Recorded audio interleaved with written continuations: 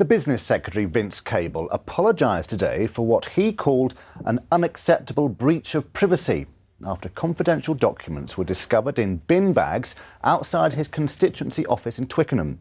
If he's found to have broken data protection laws, he could face a fine of up to £500,000. Piers Hopkirk reports.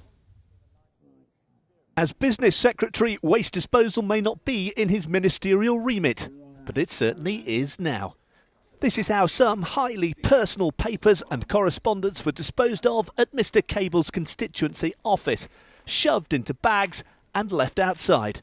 For just under a year they were collected by a whistleblower, before being handed on to the Richmond and Twickenham Times.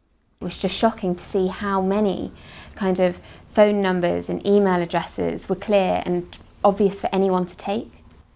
Well, this is just some of the material collected over more than 9 months, much of it highly sensitive. These letters from constituents, a whole bundle of confidential correspondence. Here, drafts and letters written by Mr Cable himself. There's correspondence with the Liberal Democrats' whip's office, personal pleas from constituents, and even reference to private medical records. Absolutely amazed, really. The breadth of it, the diaries, the personal details, the canvassing information as well. It was really one of those things you almost can't believe what you've got, and automatically start asking questions as to how it all came about. Correspondence includes a letter from the Home Office, one to Home Secretary Theresa May. There's even copies of Mr Cable's diary engagements.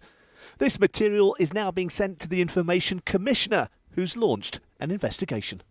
In a statement, Mr Cable said, "The staff responsible fully accept that this was an entirely inappropriate way to handle such paperwork and that this was a serious error. I apologise unreservedly to all my constituents for what has clearly been an unacceptable breach of their privacy." Julian Fraser is a data protection specialist. He says while robust policies may be in place, too often they're let down in practice. It's nearly always a human that makes the mistake somewhere along the line. It's the humans that represent the vulnerability. So it is about having proper procedures and having proper training and making sure that they're carried out. This has been a highly embarrassing episode for the Business Secretary. With the possibility of a heavy fine, it could yet get worse. Piers Hopkirk, London Tonight, Twickenham.